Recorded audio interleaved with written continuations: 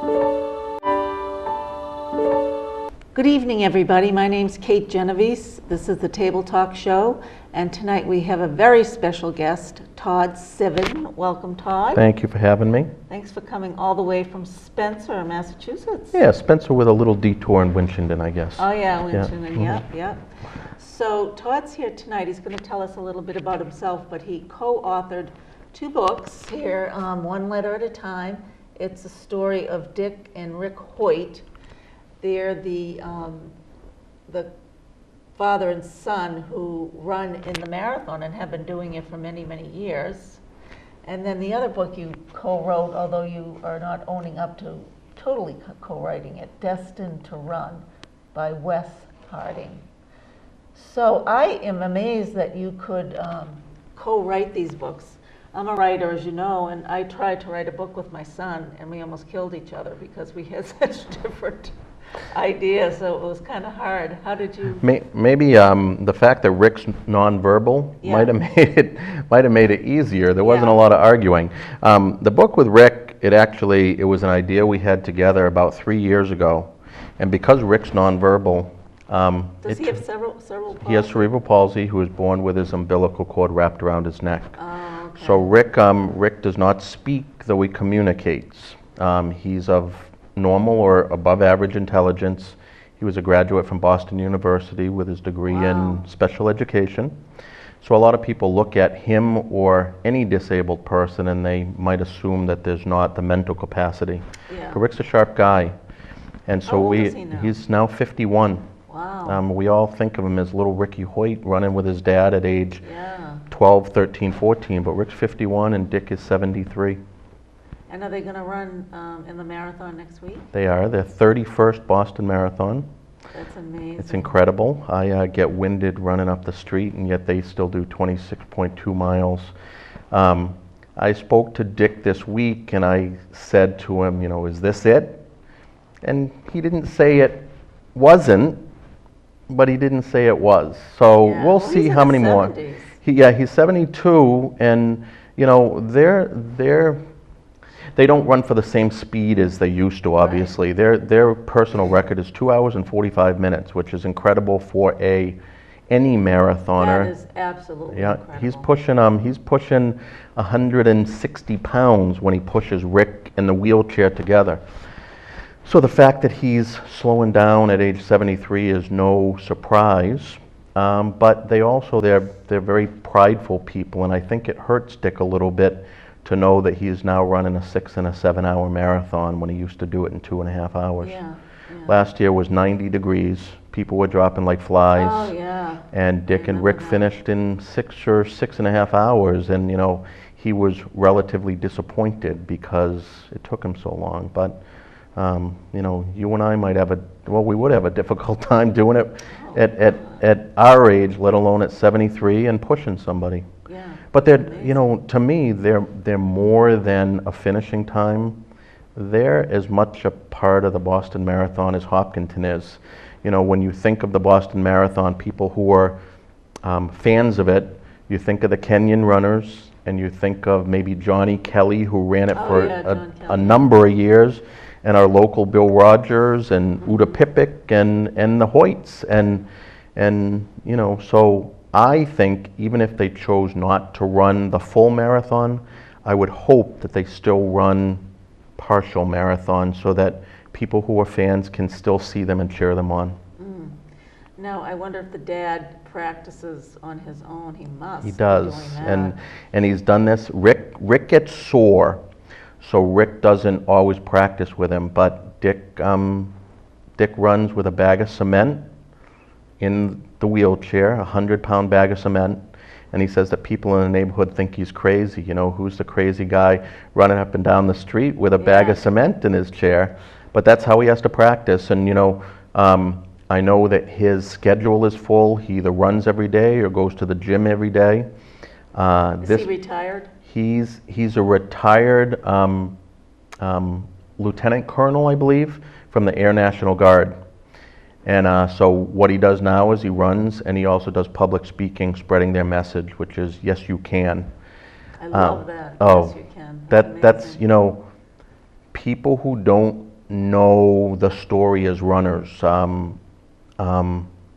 It's a lesson that all of us can learn, because what I said in the book is, how can we complain about the itty bitty pebble in our shoe when other people look at everything and say, not no I can't, but yes I can. They don't say no to anything. The only thing they really said no to is doctors told them to put Rick in an institution because he'd be nothing more than a vegetable. I read that in the beginning And of he the says, book. no, His we parents- can't do that. His parents were amazing. Yeah. And his mother, Judy, sounds absolutely Yeah, amazing. she's passed away since, but Yeah. the story that I love is, again, more than just a running story.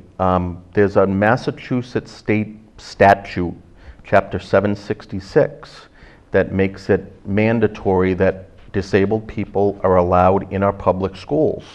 And that's been the way since, I believe, the early 1970s. It's Dick and Rick and Judy Hoyt that made that passage, made it happen. Wow. And if we think about our schools today and mainstreaming, think how many disabled children walk the halls of our schools today, or ride the halls of our schools today. And it's important to us as a society, and it's because of what Dick and Rick and Judy Hoyt did. That to me is a bigger story than running a marathon or doing a triathlon. It's how we treat each other as human beings. Right, So right. it's amazing. And he is so with it cerebrally, you know, that he could take the challenge of public school. Yeah, what he, you know, in the early years, before he got his speaking apparatus, he speaks not only verbally, which we can explain that, but he uses a computer. It was developed by Tufts University, and it was in the early 70s, and the family raised $5,000 to create the Tufts Interactive Communicator, which is they called TIC. They also called it the Hope Machine because they hoped that Rick would be able to use it so that he could communicate. Before he had that, the schools were justified in saying, you know, he can't communicate to us, so number one, we wouldn't be able to communicate back to him, but we don't even know if he's of intelligence. So once they were able to create the computer and he could communicate with the family and then ultimately in the classroom, the schools felt that they had to allow him in. And Rick, you know, I think he says he was a B student, but he also says it took him 7 years to get through college because, quote, he was a bit of a party animal. But in reality, he'd take a few classes a semester. He's the first nonverbal graduate of Boston University. That's just amazing. Yeah, it is amazing. It is. You And know, does he work? Rick does some speaking. He really, his work is spreading his message. So he, you know, I encourage Rick to do more than he does. You know, I'm now not his co-author, but I'm his friend. And so, you know, we push each other, I think. I would like to see Rick do a lot more things in the classroom. When I'm together with Rick, I think it's really important. A child walks up to Rick and you can see the look on their face is, I don't know what to do with him. I don't want to break him. I don't want to touch him. I don't want to talk to him.